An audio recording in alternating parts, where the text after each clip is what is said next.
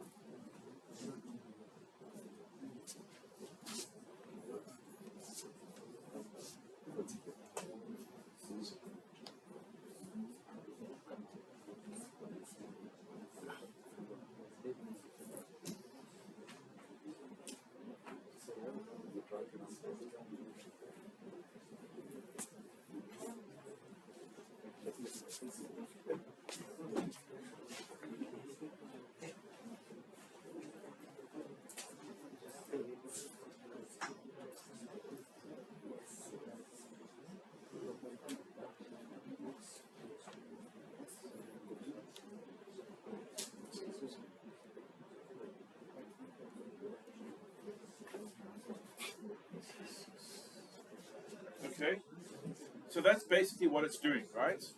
And then at the end here, we'll discuss this a bit more next week.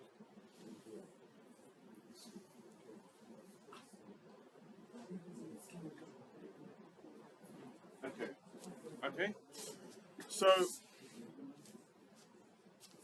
I want to talk a little bit about this step, normalization, okay?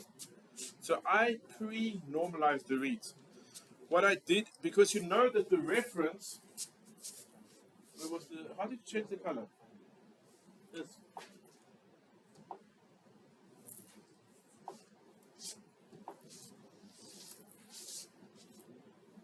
So here's a reference, right? And the reads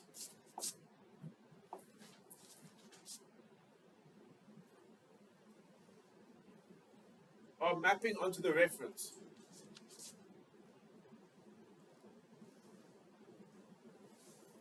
At this step, okay, here, so sometimes you have some regions where it's very deep, okay? This step over here, after doing the mapping, so it finds where the reads map, okay? And it sets a limit. The limit is 200 by default.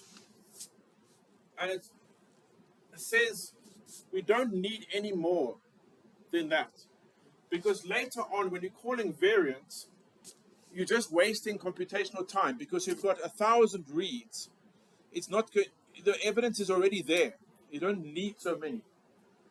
I did a cheat to make the test data for this workshop. I took the reads. Where's my eraser? How do I slide this in? Oh, okay.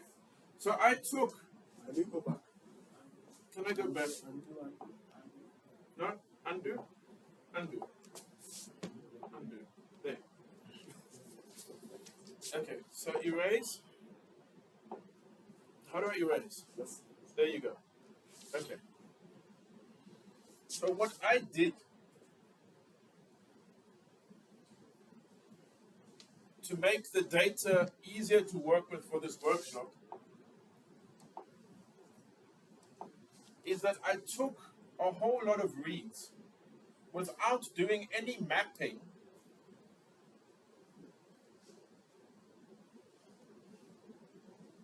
And I just selected a random group of reads that was a smaller set, because the idea being that if you just randomly select some reads, then it's likely that you are still going to get reads across the whole genome. I made a small set, but because people are asking, how can we make the set smaller to make our analysis faster? Unfortunately, it's not easy to do that, but I think that bioinformaticians should pay more attention to, do we really need all of this data? You know, because sometimes we just taking CPU time for nothing. Okay? Okay, so no. More is not always good. That's what Peter is saying. Yeah. Same is true when you have a supper, huh? Okay, beep, beep, beep, beep, beep. We are done, completed. Where's the details? Where did the output go?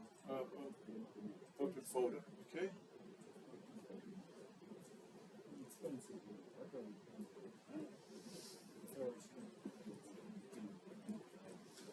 I said, by the way, I wanted to show a couple of things here. The one thing I said is if you don't choose an output folder, one will be chosen for you, okay?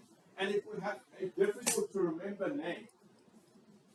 Look, my data, because I didn't choose an output folder, my data is in Epi2Me instances and this 01JA blah blah long thing, which is not a nice, you can, if you want to find it, you can go to Epi2Me, you can go to options, open folder, and we'll find it for you. So maybe it's not the worst thing in the world, but it's kind of a little bit difficult to remember, okay? Now, let's go back to my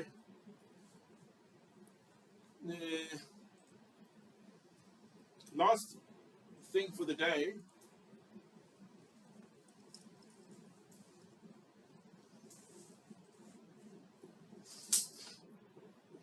Start.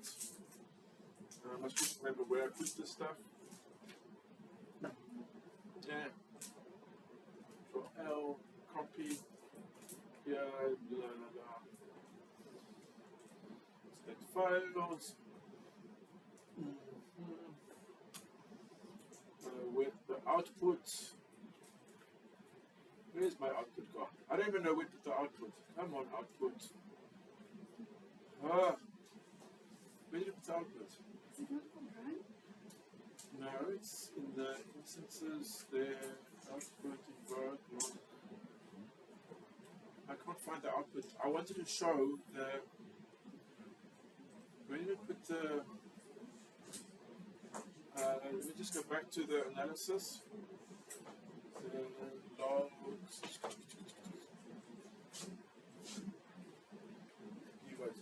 Stored where's the output direct? Where's the output? Oh, that's for the Project. is that just for the The work there. What's this? No? I just want to check if that's there. NF01, maybe it's in the work folder, but that would have been deleted afterwards. is that just not Launch the store directory. What is that? No, that's where you got the. It's a read-only directory. Oh, there. that's I think it's this one. 520. I think it's this one. Yeah. Let's try and find that. It's in what's app data, right? Yes. Users PVH app data. It's really not easy to find. Yeah. So Peter van Hersden. It's usually a hidden. Where's app data? Just put here like app. A hidden. From not true. This is the app data. Local Epi2Me. Is it even going to be there? I'm going to go look. I hope it's not. Up 520. Okay. So I'm going to remember this path. So so always remember to set an output directory. Okay. You see that? So always set an up. Otherwise, it gets very difficult to find your data. Okay. And this was here. Blip. And I'm going to use this lineage B run.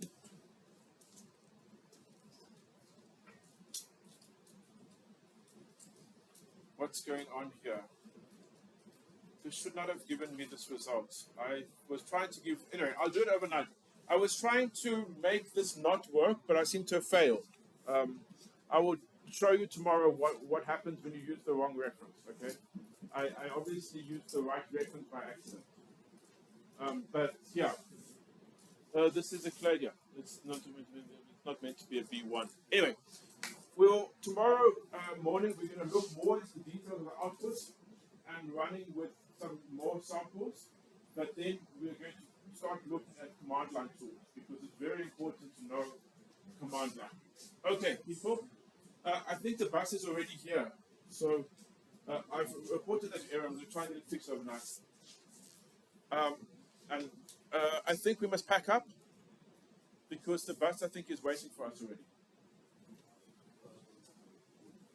The image is, I think my mark says, okay, my mark is yeah, the images are going to have issues with the Mac.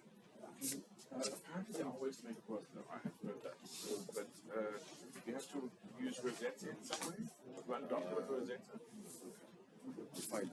But yeah. All right. Epi2Me Mpox are nice, but it's complicated. Where's the Tony go? Have you always seen the warning you get from, it's always hilarious, the warning you get from Con. They tell you, you're using a M1 chip.